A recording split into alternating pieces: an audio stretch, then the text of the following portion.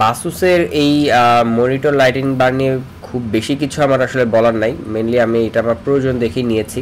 So আমি ভাবলাম একটা আনবক্সিং ভিডিও করে নিই, ইন ফিউচার যদি যারা পারচেস করবে তাদের জন্য একটু হেল্প হতে পারে।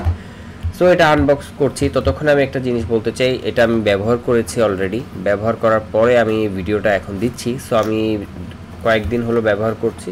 এটা আমার চোখে আগে যেরকম একটা প্রেশার ফিল হতো অনেকক্ষণ লং টাইম মনিটর দিকে তাকিয়ে থাকলে, সেই প্রবলেমটা এখন মোটামুটি আমার কাছে অতটা বেশি ফিল হচ্ছে না। বাট এটা লং টাইম ইউজ করলে আমি বুঝতে পারবো যে অ্যাকচুয়ালি এই মনিটর লাইটিং বারে আসলে কি কোনো বেনিফিট আছে কিনা। সো এটা আনবক্স করার পর এটার সাথে একটা টাইপ সি একটা লং কেবল দেয়।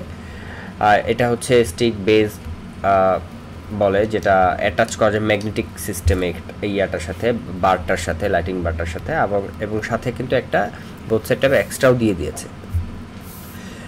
বডিটা ওরা অ্যালুমিনিয়াম বা মেটাল বডি বলেছে, বাট অনেক হালকা এবং অতটা বেশি হেভি কোয়ালিটির আমার কাছে মনে হয় নাই, আর একটু হেভি করতে পারতো।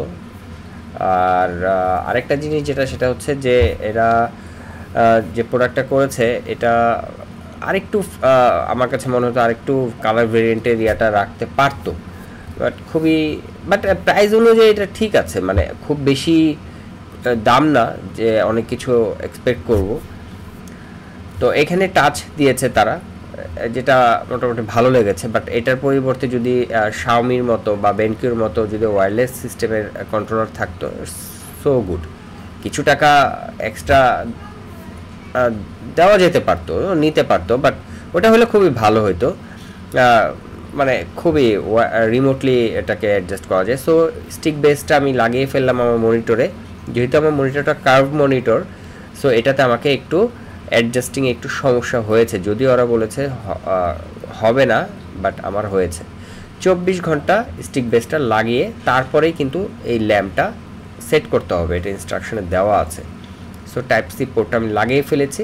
সো এখন এটাকে অন করব, এবং অন করার পরে এটা ইউজ করলে আসলে মোটামুটি আমার চোখে একটু রিল্যাক্স ফিল হয়।